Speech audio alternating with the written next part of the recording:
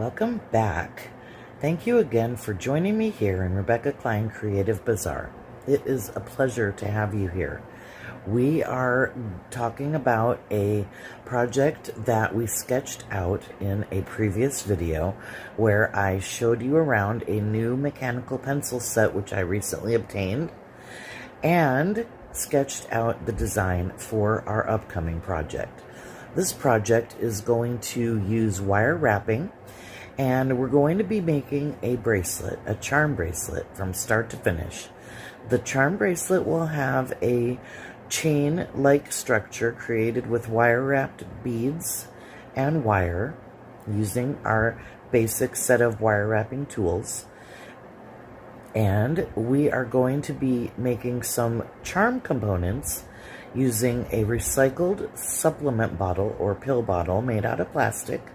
We're going to preferably use a plastic bottle that is somewhat thick, that is able to be cut with scissors. You're going to work a little bit hard, so use a kind of rustic or heavy-duty pair of scissors if you have one. And it is best if you use a supplement that is in a square shape. It can have rounded edges, but if you have a flat surface to cut out from the pieces of plastic, that is helpful.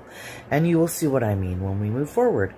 We are going to make these components with found imagery, maybe some flowers, some pictures of nature or animals, something that you enjoy, and even some found words.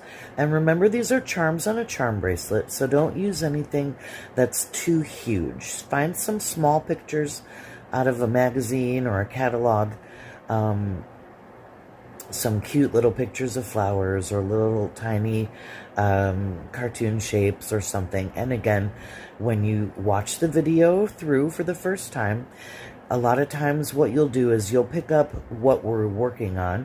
And again, I will also try to provide you with lists and or kits for the project. We're going to be using beads and wire working tools, glue, paper, and plastic and scissors, as previously stated. And once we have all of these components, we are going to create some charms using the components that we create and some beads. Oh, and don't forget your UV resin, a paintbrush to work with the resin, and the torch or light that you use to cure your UV resin. And I might do this project in a couple of pieces. So the first part is going to be creating our charms out of these recycled pill or supplement bottles. And that will be coming right up. Thank you again for your likes. They help me reach more people.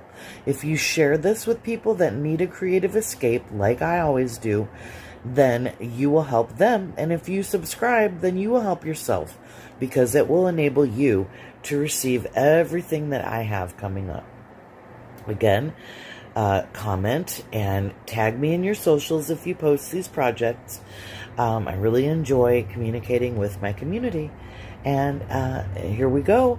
We're going to do some recycling and make some beautiful art objects with them.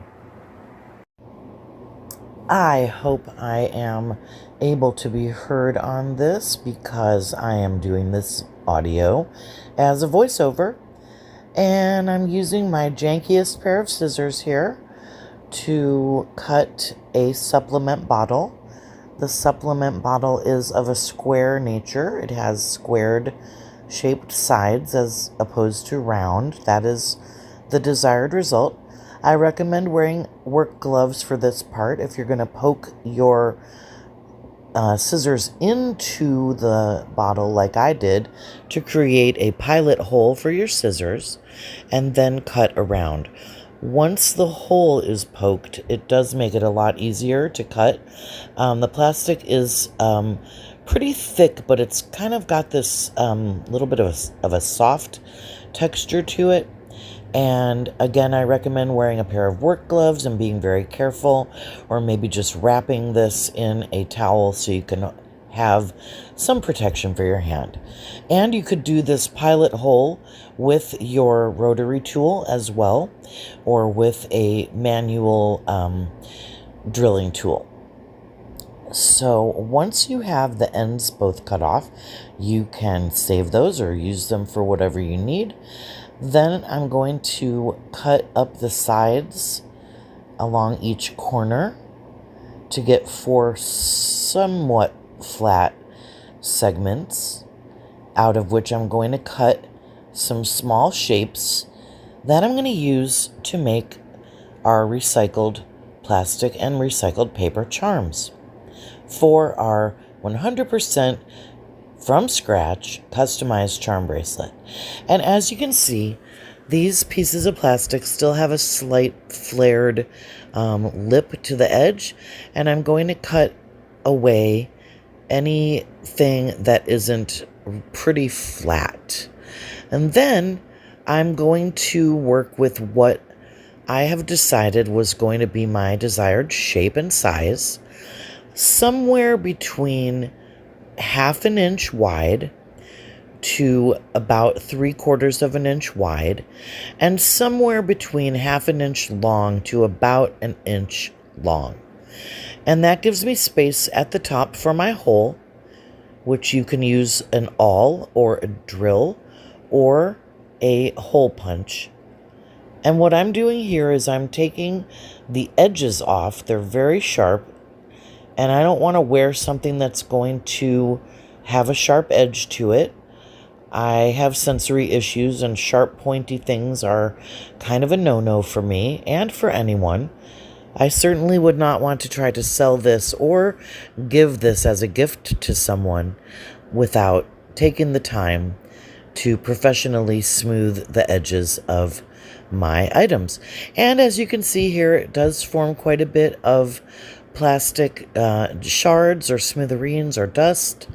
And you can lay down a piece of newsprint or a catalog or something ahead of time, or use a wipe to just clear your area of these plastic shards and make sure they get safely into the garbage can or the recycling bin. And after a while, I got a little tired of taking this extreme amount of time to cut each corner. And I'm making 3 in this video, but generally I make, a few dozen of something like this. So what I did was, after a while, I just cut one little snip off of each corner, and that made it much smoother than the original. And I'm just taking the time to cut the shape of this particular piece into a little bit of a more desirable shape. And here are my 3 final shapes for this charm bracelet. I've chosen some colorful floral imagery for the front picture, and in the future I might use my Dremel tool, or actually the brand of rotary tool that I have is called Wen. But I have this 1mm hole punch, and I'm going to use it to line up a nice centered hole towards the top of this piece, and punch it, and then carefully remove it from the hole punch tool. Once I take the time to get it exactly where I want, then I hold it carefully and use the handles to press it. Then I take it off, and we can see here what a lovely little hole. Now, don't forget, we are going to be applying a piece of paper to both the front and back of this, so I'm poking these holes in a little bit of a premature manner. But at least this gives me an idea of the thickness of whether I can use my hole punch. I probably would not be able to use it on a much thicker piece than this. So for the final product, I will probably be, like I said, using my rotary tool. And I will, of course, show you that technique. But I do love using a hole punch if it works well. And this one does work well.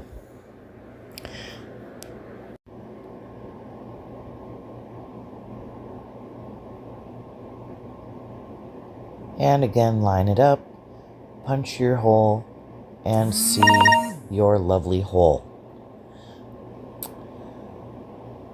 I have chosen to use some of my own handmade paper, and I'm going to give a few details about the paper, but I'm also going to share with you in the future a tutorial regarding making some handmade paper. So the problems with this, which was my first batch, I did not have one product called soda ash, which is used to help break down some of the chemicals in the paper, so that when you grind it to a pulp, it is very fine and almost like a powder. As you can see, the pieces of brown paper bag in this recycled paper are very large, and they definitely did not grind down into a fine powder. And as such, this paper is kind of thick, kind of brittle, and it's a first attempt, which I'm very proud of. And it's very pretty. It has sort of a natural, almost like a stone, almost terrazzo look to it with these large pieces. The glue I'm using is the glue that we've used before. You can use any kind of PVA glue, and I'm using a clear glue from a brand called Aleene's. I recommend working with a few different kinds of glue for a few different types of projects, and you can come to your own conclusions about what they work well for. I've had good luck with a brand called Weld Bond as well for connecting things like paper and plastic together, which don't usually like to stick together. And one of the tricks I use to foil that is, once I have this paper burnished in place to the plastic very carefully with my hands, being firm but yet also gentle, trying not to tear the paper or shred holes into it.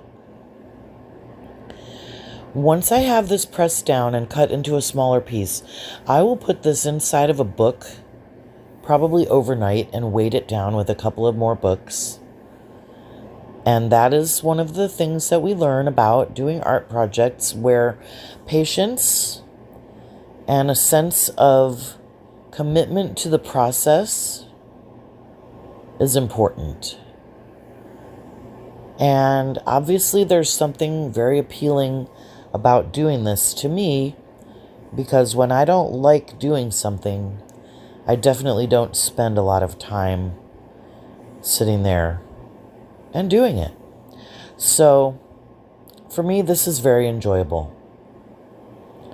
And I could do this while waiting for someone to respond to me to an email at my full-time job that I work from home. I could do this in an evening or weekend while watching some movies or catching up on my reruns of Criminal Minds or something like that. But as you can see, we get a lovely result on the back, and you can put anything on the back. I'm putting pictures of flowers and some words that I cut out from a seed catalog on the front. And this bracelet is going to have 3 charms, and it's going to have sort of a affirmational theme to it. So I'm using the words grow and flow and some pretty pictures with fresh, crisp flowers and greenery. And on the back, I feel like this handmade paper has sort of almost like a stone appearance to it and texture. And once we coat this with resin, it's going to have a glossy appearance as well. So in my opinion, it will look like a piece of stone on the back and somewhat like a piece of glass on the front. As I always teach, when we are using resin to coat, seal, or glaze paper, you want to be aware that the resin, when you apply it to the paper, will have a color changing effect on the paper. In this case, it would turn it into a darker color, possibly bringing out some more of the darker gray colors of the recycled catalog paper or newsprint, and possibly bringing out some of the darker colors in the craft paper or grocery bag that I used for the recycled paper. To avoid this, I always teach you to coat the front and back with glue and the edges so that any resin does not seep into the paper. Here are some designs that I clipped out of a seed catalog. The pictures are very lovely, and I'm going to use this picture of these pretty dandelions. I like the contrast between the color in the center of the rounded floral shapes, and I like the contrast of that with the dark greenery in the background. So I'm going to place some of my charms in a specific area so that I get that contrast between the pink and yellow flower and the dark green background. I'm going to place my glue on all 3 of my charms, and it'll just sit there for a few moments while I rub my glue in. I didn't quite have enough, so I borrowed some from the other picture. And then I'm going to place my glued on charm onto the back so that the back is going to look like the recycled paper that we just applied and let dry overnight. And the front is going to be obviously this pretty flower picture.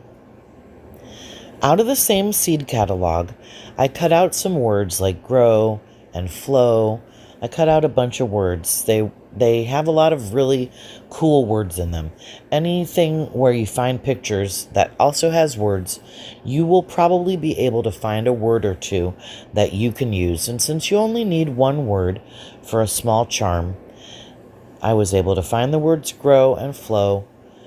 And now I'm going to give these a trim, press them and let them dry. And I'm pressing them with my round nose pliers right now because it has this nice heavy metal shape that's sort of similar to the shape of the paper. But I would recommend taking another time.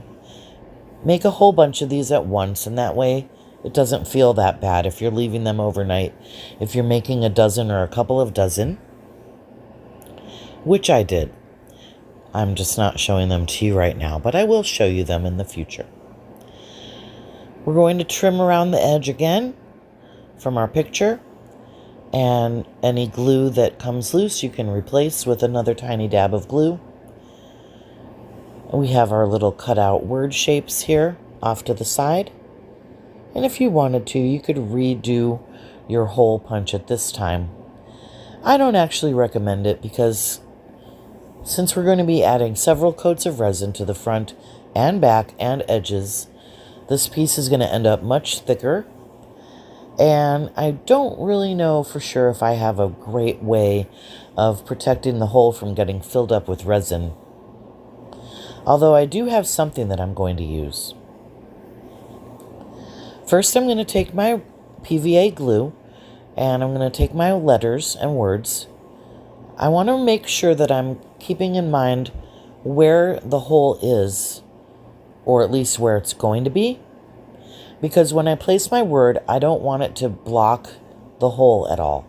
The hole being punched again would damage the letter or the word, and it also just, looks better if you can see it in the body of the charm.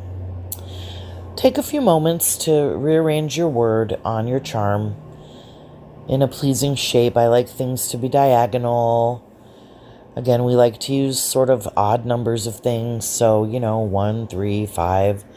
Of course, feel free to use an even number if you want. Any rule or guideline is something that someone created at some point, unless it's the law of physics or one of the supreme laws of the universe. It really is arbitrary and not mandatory at all. I'm looking at the shape of this charm just so I can make sure where the hole is supposed to be.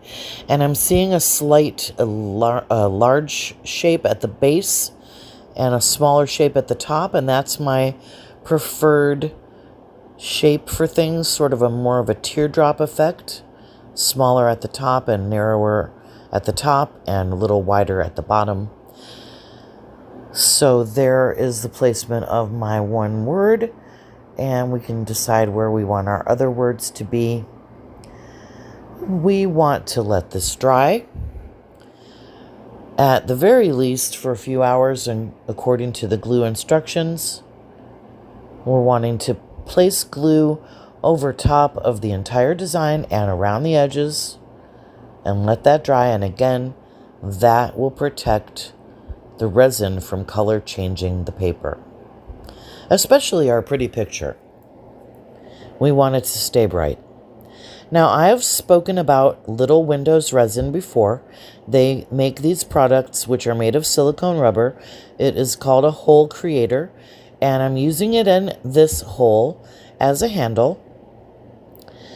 And I think what is going to end up happening is the resin will cover at least part of the top hole, and the resin may in fact make kind of an undesirable lip or sort of a sharp burr on the back where the resin hole creator is sticking out, which my left hand is currently using to hold it as a handle, which is allowing me to place the resin onto the front or the design where my picture is and my word.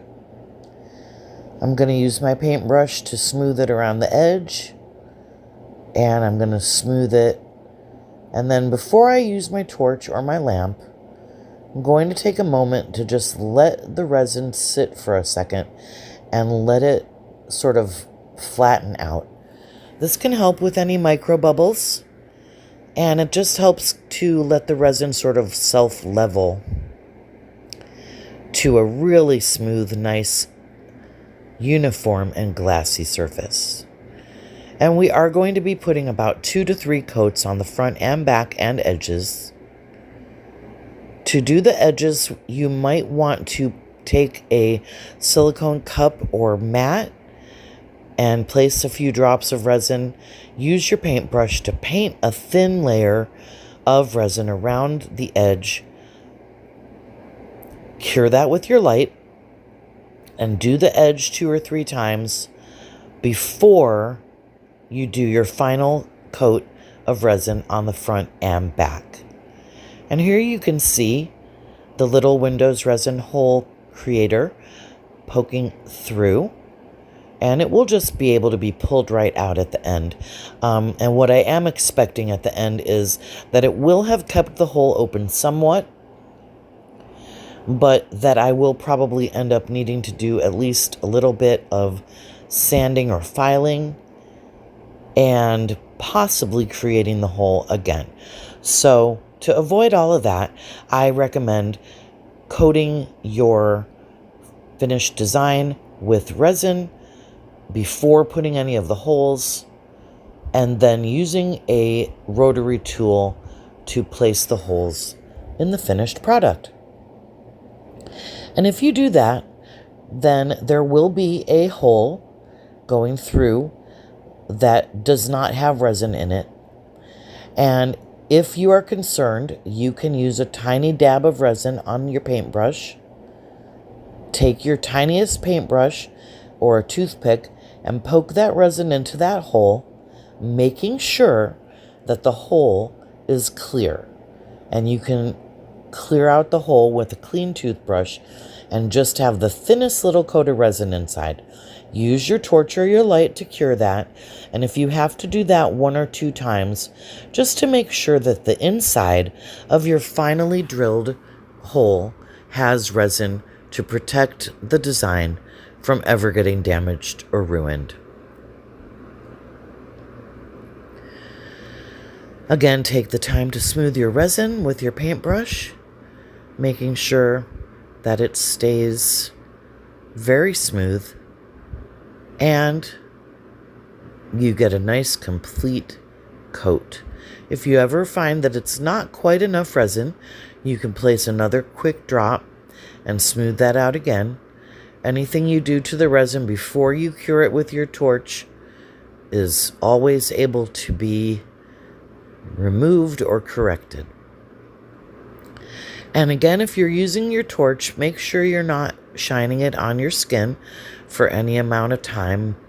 As you can see, I'm putting this down pretty much immediately, and I would recommend using gloves if you don't want to worry about that. I always cure the front, back, and edges every time because you never know if some of your resin's seeped around the edge, and it's really annoying to me to find a little patch of sticky resin when I'm expecting everything to be cured and dry already. Just keep going, keep smoothing it out. If you aren't using and we're going to just continue to smooth. Jelly bean, be quiet. When you get a nice smooth finish on both sides and you've finished curing your UV resin completely on both sides, as we're going to do right here with my handy dandy little favorite handheld torch, we're going to make sure that both sides are as clear as we possibly can before we move on to the next step, which of course will be taking our finished charms and creating a customized charm bracelet from start to finish. Please like, subscribe, and share. Thank you again.